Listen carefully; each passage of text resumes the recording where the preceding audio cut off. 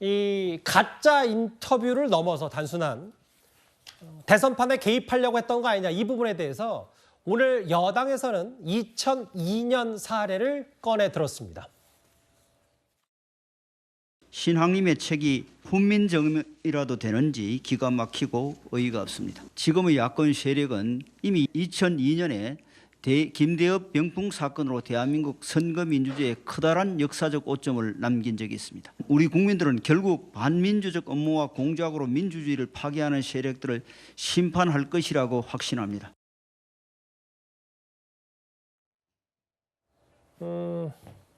과거 2002년, 그러니까 이회창 당시 대선 후보 때, 이거는 뭐 김대엽 씨 최근 사진이고요. 병풍 사건과 여당은 비유하고 있는데 김근식 교수는 어떻게 좀 생각하세요? 당연히 그걸 소환할 수밖에 없죠. 2002년 때도 선거가 박빙으로 아슬아슬하게 승패가 갈리지 않았습니까? 당시 이해창 후보하고 노무현 후보 대선이었는데요. 그때 이해창 후보가 연거푸 2번 대선에서 패배했던 가장 큰 그 이슈가 바로 장남 병역 면제 의혹이었습니다.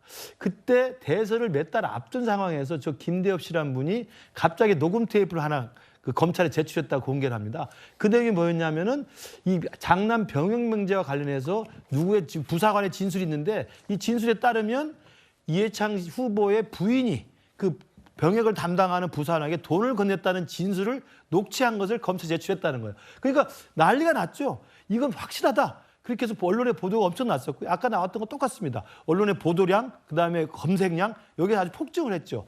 결국 그것을 뒷감당을 못한 탓인지 모르겠습니다만 결국 이해창 후보가 선거에 적은 패배를 했습니다. 예. 그렇고 결국 그 뒤로 어떻게 됐느냐. 이 제출했던, 검찰에 제출했다고 폭로했던 저 녹음 테이프가 조작된 것으로 드러나서 결국은 나중에 대법원에서 유죄 판결을 받고, 그리고 또 공교롭게도 유죄 판결 받은 김대엽 씨를 노무현 정부 때 사면까지 해줬습니다. 저 사건을 보면서 제가 아까 말씀드린 것처럼 대한민국 민주주의가 이렇게 고도로 선진화되고 정착이 돼 있는데, 예. 그 중요한 대선판을 흔들기 위해서 저렇게 정치적으로 굉장히 획책을 하면서 의도적으로 이 개입하고 그 작전을 짜고 했던 저런 모습들이 2002년에 있었던 것이 똑같이 2022년에 있었다? 저는 볼수록 다시 한번 소환되는 이 자체가 지금 민주당의 민주주의 수준은 어느 정도인지, 물론 제가 민주당에 개입됐다고 화가 날 수는 없습니다만 누가 봐도 정황상 뉴스파타의 전문위원이었던 신학님 씨하고 김만배하고, 그리고 그것을 받아서 바로 선거 3일 전까지도 나팔수처럼 계속 떠들었던 민주당의 선대위원을 생각해 보면 이 자체의 의심을 저는 할 수밖에 없다. 민주주의를 위협하는 거라고 저는 생각할 수밖에 없다고 생각합니다.